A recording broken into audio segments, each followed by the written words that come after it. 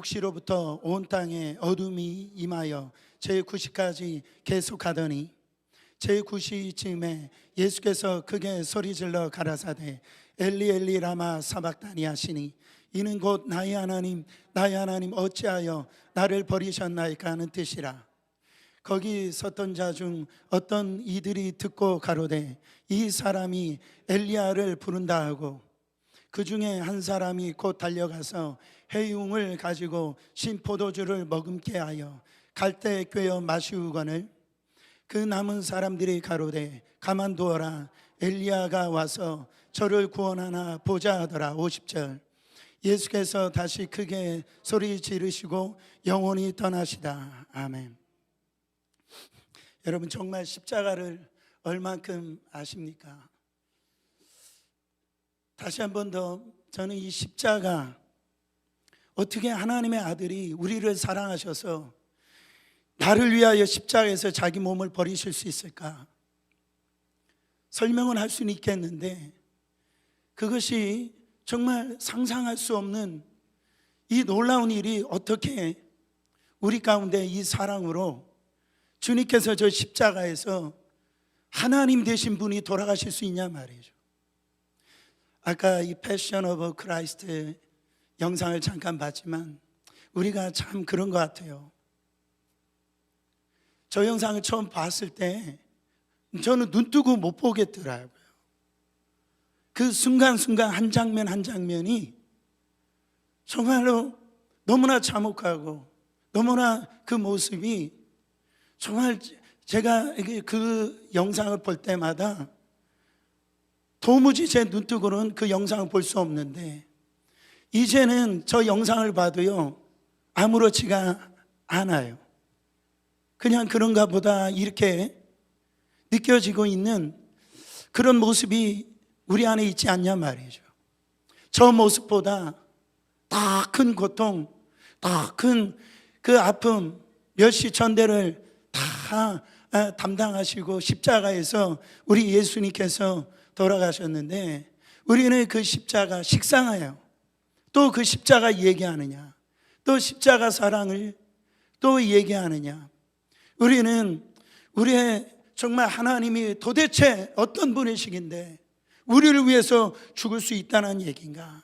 여러분, 왜 예수님이 십자가에 지셨습니까? 아까 영상에도 이사야서 53장 4절부터 5절 말씀이 나와 있지만은, 여러분, 그는 실로 우리의 질고를 지고 우리의 슬픔을 당했거든. 우리는 생각하기를 그는 징벌을 받아서 하나님께 맞으며 고난당한다 하도다. 우리는 그렇게 생각한다. 우리와 상관없는 저분은 저분의 죄 때문에 십자가에 달려 돌아가신 거지 우리의 죄 때문에 돌아가시지 않았다라고 생각하고 신앙생활을 한다라는 거예요.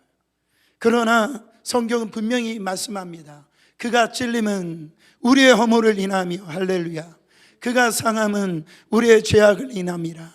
그가 징계를 받음으로 우리가 평화를 누리고 그가 채찍에 맞음으로 우리가 나음을 입었도다. 성경에 항상 우리가 나올 때는 거기에 자기 이름을 넣어서 읽으면 참 은혜가 되어집니다. 한마디로 예수에 당한 고난은 나 때문에 그래요. 우리 때문이라는 거예요. 바로 예수님께서는 우리가 죽어야 될 그 자리에 그분이 대신하여 이 십자가에 못 박혀 죽으셨다라는 거예요. 십자가에서 희생당하셨다라는 거죠. 자, 십자가는 첫 번째 수치와 저주의 십자가입니다. 십자가는 수치와 모욕, 저주의 십자가예요. 그것은 사실은 영광스럽지 않은 거예요. 여러분, 수치와 저주의 상징입니다. 예수님을 조롱하기 위해서 자색 옷을 입혔어요. 아마 헤롯이나 그 빌라도가 입다가 버린 옷이었을 겁니다. 예수님을 유대인의 왕이라고 조롱하기 위해서입니다. 가시관을 씌우고 로마 군사들을 조롱하듯 무릎 꿇고 그 앞에서 경배를 합니다. 황제에게 하는 말로 유대인의 왕이여 평안할지어다 빈정거리며 조롱을 합니다. 왕권을 상징하는 홀 대신에 갈대를 손에 들려주고 또 빼앗아서 가시관을 쓰고 계신 그 예수님을 머리를 여러 차례 타격을 합니다. 예수님의 얼굴에 침을 뱉어요. 우리가 성화 같은 데 보면 예수님의 겉옷은 벗지만 속옷은 거치고 있는 모습인데, 실제로는 겉과 속옷을 갈기 다 벗겨진 걸 볼 수가 있어요. 여러분, 예수님은 누구와 함께 또한 십자가에 못 박혔습니까? 그 당시에 흉악한 강도라고 그랬어요. 예수님을 극악무도한 사람들과 똑같이 파렴치한 죄인으로 바로 십자가에 매어 달리게 되었다라는, 그만큼 그 죽음은, 십자가의 죽음은 수치스러운 죽음이었다라는 거죠. 그것만이 아닙니다. 39절에 보니까 지나가던 자들이 예수를 보고 모욕했다라고 그래요. 고개를 흔들면서 그들은 예수님을 이런 말로 하면서 모욕을 했어요. 성전을 헐고 사흘에 짓는 자여, 네가 만약 하나님의 아들이거든 자기부터 구원하고 십자가에서 내어오라. 예수님을 온갖 모욕을 당했어요. 그것뿐만 아닙니다.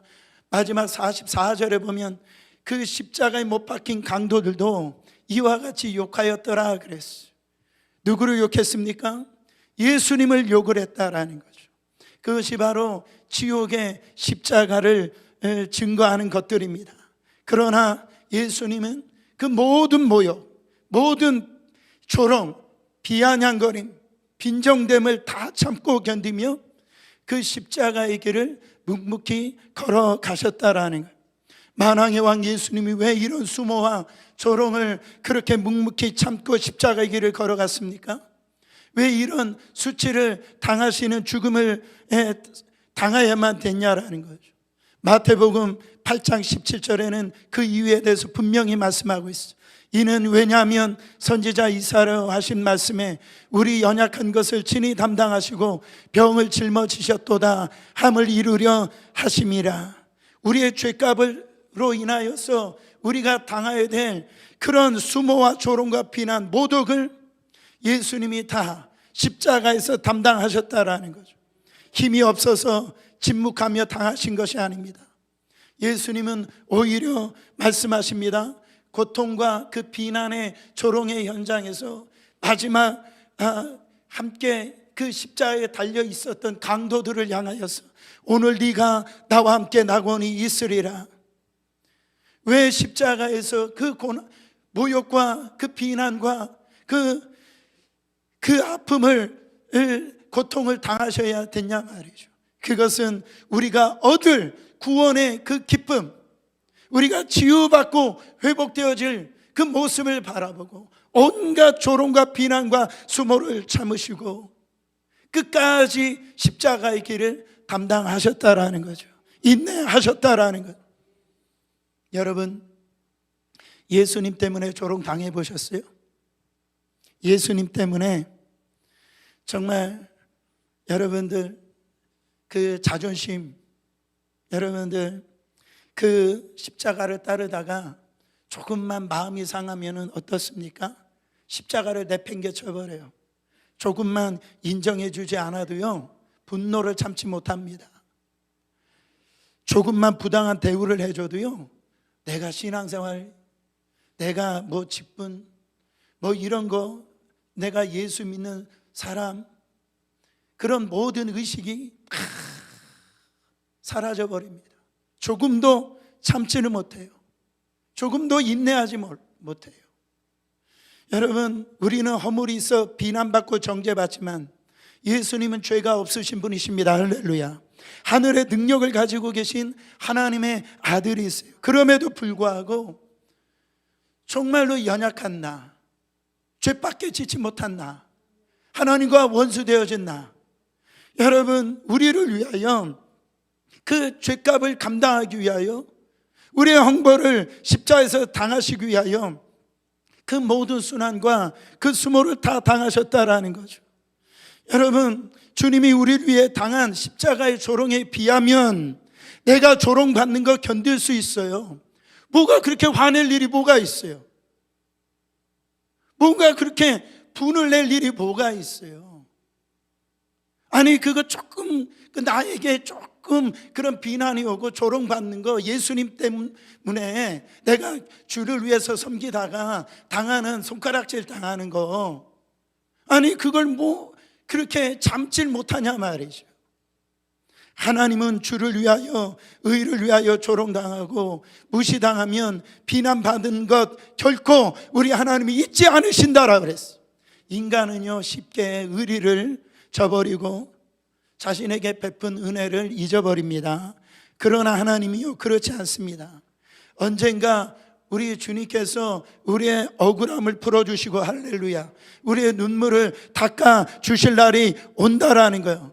예수님이 말씀하십니다. 마가복음 10장 29절부터 30절. 내가 진실로 너에게 이르노니 나와 및 복음을 위하여 집이나 형제나 자매나 어미나 아비나 자식이나 전토를 벌인 자는 금세 있어 집과 형제와 자매와 모친과 자식과 전토를 100배나 받되 핍박을 경하여 받고 내세 영생을 받지 못할 자가 없느니라. 주님이 다 갚아주신다라는, 우리의 그 눈물과 억울함과 그 정말 주님 때문에 당하는 그 모든 멸시와 그 조롱을 주님이 이제 다 갚아주신다라는. 두 번째로 십자가는 버림받음의 십자가였습니다. 45절 46절. 제6시로부터 온 땅에 어둠이 임하여 제9시까지 계속되더니 제9시쯤에 예수께서 크게 소리질러 이르시되 엘리 엘리 라바 사박다니 하시니 이는 곧 나의 하나님 나의 하나님 어찌하여 나를 버리셨나이까 하는 뜻이니라. 제6시부터 제9시까지 온 땅에 어둠이 임했다라고 그랬어요. 아마 이건 죽어가는 아들을 바라보는 하나님의 마음의 이 표현이 아닌가 싶어요.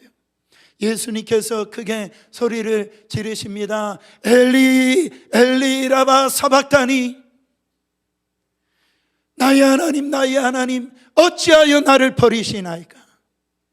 오늘 예수님은 하나님 아버지께 버림받는 그 고통을 당하시고 있다라네요. 왜 버림당하셨어요?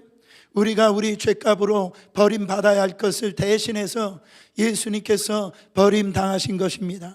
갈라디아서 3장 13절에 그리스도께서 우리를 위하여 저주를 받으신 바 되사 율법의 저주에서 우리를 속량하셨으니 기록된 바 나무에 달린 자마다 저주 아래 있는 자라 하였음이라.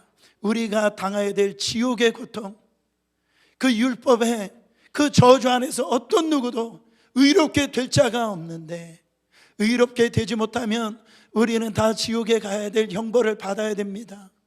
그러나 우리 주님이 대신 우리의 의가 되어 주셔서 우리를 의로운 자 만들어 주시기 위해서 십자가에서 제물 되신 것이라는 거죠. 여러분, 인간이 경험할 수 있는 가장 감정 중에 가장 비참한 감정이 배신이라고 그래요. 배신. 아마 이 자리에도 배신당한 경험이 있을 줄 압니다. 버림당하는 감정이에요. 누군가에게 버림당할 때, 믿었던 친구에게 버림당할 때 여러분 그 심정을 생각해 보세요.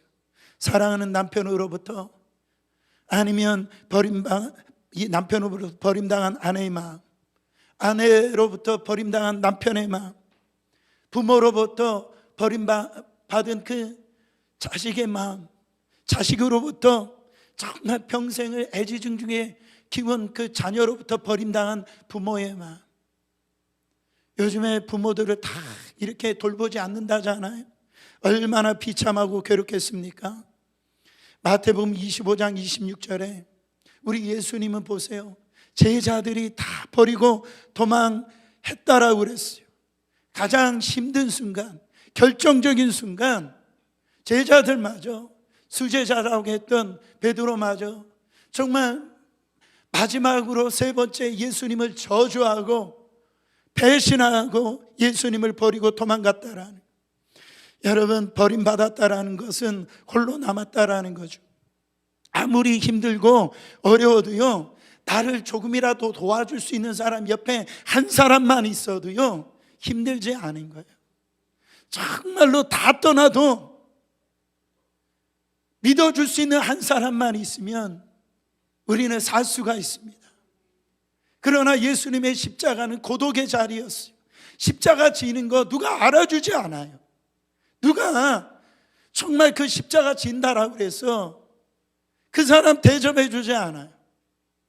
십자가는 고독의 자리입니다. 그러나 그 고독할 때가 있어요. 버림받을 때가 있어요. 나만 홀로 남은 것 같은 감정을 느낄 때가 있어요. 아무도 나를 도와주지 않는 것 같아요. 나만 힘들게 고생하는 것 같아요. 여러분, 우리 주님을 위해 십자가를 지고 그래도 우리는 주님을 쫓는 삶을 살아야 될 줄 믿습니다. 세 번째로 십자가는 용서의 십자가였어요. 저희를 사하여 주옵소서. 자기가 하는 일을 알지 못하나이다.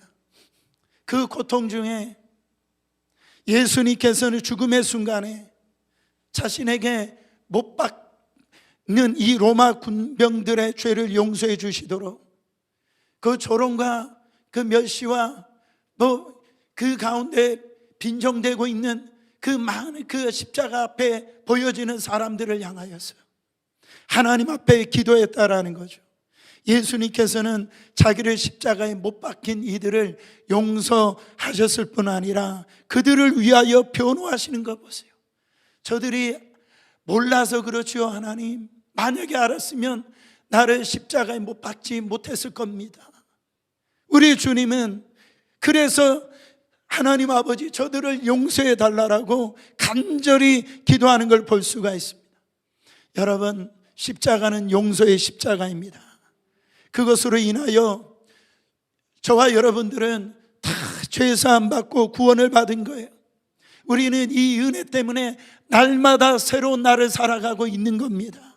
우리 주님은 우리가 정말로 그 은혜를 받고도 또 쓰러지고 또 죄를 짓고 넘어져도 우리를 다시 정결케 하여 주시고 다시 새날을 살게 해줄 수 있는 것은 우리를 날마다 있는 그대로 받아주시는 하나님, 용서해 주시는 하나님, 우리를 사랑하시되 끝까지 사랑하시는 하나님, 우리를 버리시지 아니하시는 하나님. 여러분, 남편이나 아내 때문에, 자식 때문에 고통당하고 있는 분들이 있다면 이렇게 기도하세요. 하나님 아버지, 저들을 사하여 주옵소서. 자기가 지금 하고 있는 것을 알지 못하나이다. 자녀들을 위해서 눈물로 기도하는 부모님들이 있다면, 부모의 마음을 속썩이고 있는 분들이 있다면, 자녀들이 있다면 그렇게 기도하세요. 아버지, 저들을 사하여 주옵소서. 자기가 하고 있는 것을 알지 못함이다.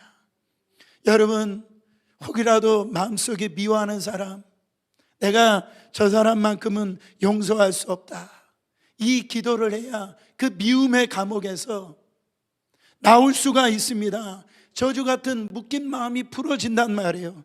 이 기도는 가장 능력 있는 기도이고 위대한 기도입니다. 하나님, 저들이 지금 무슨 일 하고 있는지 모르고 있습니다. 마귀에게 속아서 저러고 있는지도 모르겠습니다. 주님, 저들을 용서하여 주시옵소서. 여러분, 이사야서 53장 5절에 그가 징계를 받음으로 우리가 평화를 누렸다라고 그랬어요. 우리가 받아야 될 마땅한 대가를 예수님이 받으심으로 우리는 용서를 받았다라는 거예요. 뭐를 보면 알 수 있습니까? 우리는 하나님과 우리가 화평하지 못했어요. 죄 때문에. 또한 사람과 사람 사이에 담이 있었단 말이죠. 죄 때문에. 그래서 우리 예수님께서 화목제물이 되심으로 말미암아, 십자가에서 화목제물이 되심으로 말미암아 우리가 하나님과 참 평화를 누리고 사람과 사람 사이에 화목을 이루게 될 수가 있다라는 것. 그래서 에베소서 2장 14절부터 쭉 16절까지 보시면 그는 우리의 화평이신지라 둘로 하나를 만드사 중간에 막힌 담을 하시고 원수된 것 곧 의문에 속한 계명의 율법을 자기 육체로 폐하셨으니 이는 둘로 자기 안에 한 세 사람을 지어 화평하게 하시고 또 십자가로 이 둘을 한 몸으로 하나님과 화목하게 하려 하심이라. 원수된 것을 십자가로 소멸하시고 십자가 은혜가 있는 곳에 화목의 역사가 일어납니다. 예수님의 십자가의 화목제물로 돌아가심으로 모든 담을 허무셨어요. 우리가 교회를 다니면서 가장 비참한 현실이 뭐냐면은 담이 있는 채로 교회 다니시는 거예요. 용서함이 없이 미움을 가지고 교회를 다니시는 거예요. 내가 저 사람이 저기 오면은 나는 이쪽에서 피하고 돌아가는 이런 현실이 있다면 이것은 하나님의 이 마음을 알지 못하는 사람이에요. 우리는 이미 예수 그리스도 안에서 화평케 되어졌어요. 하나 되어졌습니다. 영국 국립미술관에 가면 양손에 전선을 쥐고 쓰러져 죽어 있는 병사 그린 그림이 걸려 있다고 합니다. 그 내용은 이렇습니다. 전쟁이 한창 진행 중일 때 갑자기 통신이 두절되었대요. 본부에 급히 연락을 해야 될 임무를 맡은 이 한 통신병이 지금 급한 상황 가운데 본부에 연락을 해야 되는데 이 전선이 끊어져 가지고 연락할 수가 없는 거예요. 그래서 이 통신병은 이 끊어진 전선을 양손에 쉽게 힘을 주고 그래서 힘을 다해서 끊어진 두 전선을 갖다가 연결을 했다라네요. 그런데 그때 적군에 이 총알이 통신병에 이 총알이 날라와서 맞아 죽어가게 되었다라네요. 통신병은 그 총에 맞아 죽어가는 그 순간에도 양손에 쥔 전선을 놓지 않고 계속 연결하고 있었다라는 것. 결국 본부와 연락을 취할 수 있었지만 그 두 전선을 잡고 있었던 통신병은 끝내 숨을 거두고 말았다라는 거죠. 이 통신병은 자신이 생명을 희생하면서 두 전선을 연결시켰다라는 거예요. 사랑하는 성도 여러분, 예수님께서도 그 통신병처럼 이 십자가 위에서 양손을 벌리셨다라는 거예요. 한 손으로는 하나님 아버지의 손을 쥐고 다른 한 손으로는 우리의 손을 쥐고 계셨어요. 그래서 하나님의 그 손과 우리의 손을 갖다가 죄로부터 단절되었던 그 손을 관계를 회복시켜 주셨다라는 것. 그래서 우리가 화평을 누렸다라는 것. 사랑하는 성도 여러분, 저는 가장 멋있는 사람이 누굽니까? 좀 이 분열이 있는 곳에, 담이 있는 곳에 예수님의 마음을 가지고 화합시키는 사람, 하나 되게 만드는 사람, 연결시키는 사람, 그것이 십자가에서 죽으신 예수님의 마음을 깨닫는 사람이라는 거죠. 도저히 용서할 수 없는 부분도 우리는 용서를 해야 됩니다. 베드로전서 4장 8절에 무엇보다도 뜨겁게 서로 사랑할지니 사랑은 허다한 죄를 덮느니라 그랬어요. 이 십자가는 용서의 십자가입니다. 상대의 허물을 덮어주고 그를 넓은 사랑으로 안아주고 그리고 그를 용서하는 그런 사랑의 의미가 이 십자가에 달려있다라는 거죠. 언제까지 용서 안 하시겠어요? 언제까지 미워하시면서 그게 사시겠어요? 불쌍한 인생입니다. 저 십자가를 바라보시고 오늘 이 시간에 여러분 마음 안에 모든 그 미움에 또 그 원수된 마음이 다 녹아지시기를 예수 그리스도 이름으로 축원합니다. 마지막으로 이 십자가는 성취의 십자가입니다. 이 십자가는 우리의 구원이 완성되는 그런 의미를 우리에게 지금 전달해 주고 있다라는. 요한복음 19장 30절에 뭐라고 말씀하십니까? 테텔레스타이, 다 이루었다. 테텔레스타이, 이것은 두 가지 의미를 갖고 있어요. 하나는 완성되었다라는.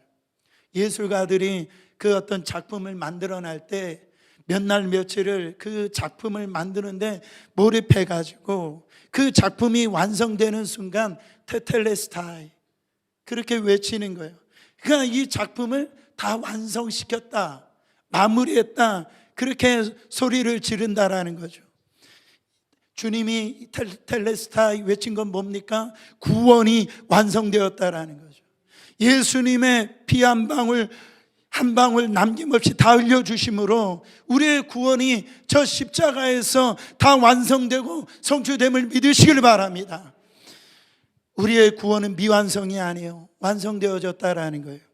또한 이 테텔레스타의 말은 집을 완료를 의미합니다. 그러니까 장사하는 상인들이 물건을 이렇게 받고 물건 대금으로 값을 치르는데 값을 다 치렀다란, 다 지불했다란, 페이오프했다란 테텔레스타입니다. 그분은 바로 우리의 모든 죄값을 다 페이오프 시키셨다라는, 죄값을 남김없이 다 치러 주셨다라는, 그래서 그 구원의 길을 완전히 열어주신 것입니다. 그것이 바로 성취의 십자가입니다. 오늘 성경에 이 구원이 완성되는 순간 그 예루살렘 성전에 있었던 지성소와 성전을 가로막혔던 그 휘장이 찢겨졌어요. 50절 51절입니다. 예수께서 다시 크게 소리 지르시고 영혼이 떠나시니라. 이에 성소 휘장이 위로부터 아래까지 찢어져 둘이 되고 땅이 진동하여 바위가 터지고 그랬습니다. 성소 휘장이 찢어졌어요. 아래부터 위까지 찢어진 게 아니라 위로부터 밑에까지 찢어버렸다. 여러분, 제사장은 성소 안에까지 들어가 가지고 매일매일 거기에서 그 제사장의 직분을 감당을 했습니다. 이 지성소는 대제사장만 1년에 대속죄일에 딱 한 번, 그것도 죽을 마음을 가지고 이 지성소로 들어가게 되어졌다라는 거죠. 근데 예수님이 십자가에서 죽으실 때 휘장이 위로부터 아래까지 찢어졌다라는 거예요. 이것은 뭐를 의미합니까? 밑에서부터 찢은 게 아니에요. 위에서부터 찢었다라는 거예요. 이것은 이 구원은 하나님이 이루어 주신 것을 의미하는 거예요. 하나님이 찢어 놓으신 것을 의미합니다. 여러분, 우리의 선함이 아니에요. 우리의 의가 아니에요. 우리의 공로가 아닙니다. 하나님의 은혜입니다. 이 십자가는 하나님의 은혜라는 거예요. 구원의 문이 활짝 열린 겁니다. 이 십자가는 사랑의 십자가, 지옥의 십자가, 용서의 십자가, 성취의 십자가입니다. 이 놀라운 이 십자가에서 예수님께서 죽으심으로 말미암아 여러분, 우리 가운데 이 놀라운 은혜를 주신 것은 어떻게 하라고? 우리를 다 회복시켜서 정말로 이 예수 그리스도의 그 은혜를 누리며 살라라고 그 십자가에서 달려 돌아가신 걸 볼 수가 있어요. 진센 돌프 백작이라는 분이 계셨습니다. 아주 유명한 분이죠. 예수님을 믿고 살지만은 이 십자가에 대한 감동이 없었다라는, 그래서 가슴을 쳐도 이 십자가의 그 은혜가 이렇게 잘 느껴지지 않은데 어느 날 미술관에 이렇게 갔답니다. 그는 예수님의 십자가의 그림을 보고 감동이 되었다는 거예요. 그 그림을 보는 순간 그것은 그림이 아니라 진짜 예수님의 피가 뚝뚝 떨어지는 느낌을 받을 정도로 생동감이 있었다는, 이 그림은 독일의 스텐버그라고 하는 유명한 화가가 그린 작품이었답니다. 그 그림 밑에는 내 너를 위하여 몸버려 피 흘려 주었건만 너 날 위해 무엇을 주느냐, 그 글자가 쓰여져 있대요. 그는 백작이었어요. 돈도 있었고 권력도 있었고 명예도 있었고 큰 땅도 있었다라는, 그는 그 그림과 그 글을 읽는 순간 내가 주님을 위하여 지금까지 한 것이 무엇이 있느냐, 그때 주님의 음성이 들렸답니다. 회개하게 되었대요. 큰 은혜를 받았어요.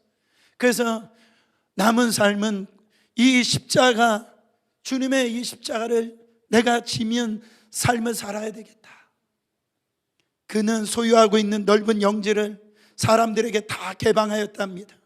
그때는 북쪽에서 난리가 일어나 피난민들이 많이 내려와 있는 상태였는데 이 사람에게 마음대로 그 영지에서 농사를 지을 수 있도록 했다라는 거예요.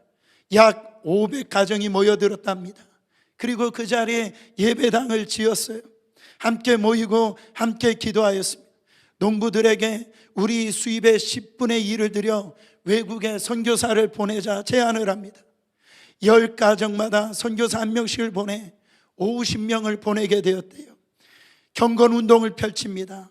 이것이 나중에 모라비안파 교회의 모태가 되게 되어진 걸 볼 수가 있어요.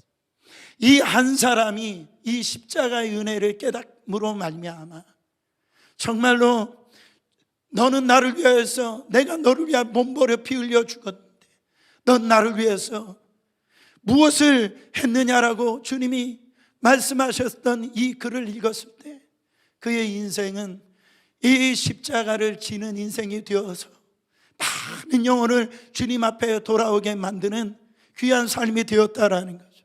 사랑하는 성도 여러분, 우리 안에 이 십자가의 은혜가 새겨져 있습니다. 오늘 우리는 어떻게 사시겠어요? 그 피가 우리 안에 정말로 실제로 우리 안에 흐르고 있다라는 이 피를 가지고 정말 더 이상 세속적으로 살지 마세요. 내 육체의 마음대로 살지 마세요. 쾌락에 내 몸을 던지지 마세요. 내 마음이요, 함부로 마음을 품지 마세요. 주님의 피가 흐르고 있어요. 예수님의 피가 흐르고 있어요. 내가 인간일까요? 가능하다, 그런 소리 하지 마세요. 여러분, 십자가 그 은혜를 가지고 한번 살아보세요. 처음에는 쉽지 않습니다. 어느 날 제 자신이 굉장히 고통스러운 거예요. 그냥 내 마음대로 생각하고 내 마음대로 그렇게 하면 내가 참 편해질 텐데, 내가 품은 어떤 죄악의 마음을 품으면 제 마음이 너무 괴로운 거예요. 고통스러운 거예요. 살 수가 없는 거예요. 몸이 견디질 못하는 거예요. 여러분, 정말 교회도 마찬가지입니다. 정말 이 교회가 앞으로 저는 여러분들을 통해서 이 십자가의 그 은혜를 받은 여러분들을 통해서 수많은 구원의 역사가 일어날 줄 믿습니다. 우리의 몸을 그렇게 사용하세요. 앞으로 하나님이 사용하시는데 나의 몸을 주님 앞에 드리는 귀한 삶이 되시기를 예수 그리스도의 이름으로 축원합니다.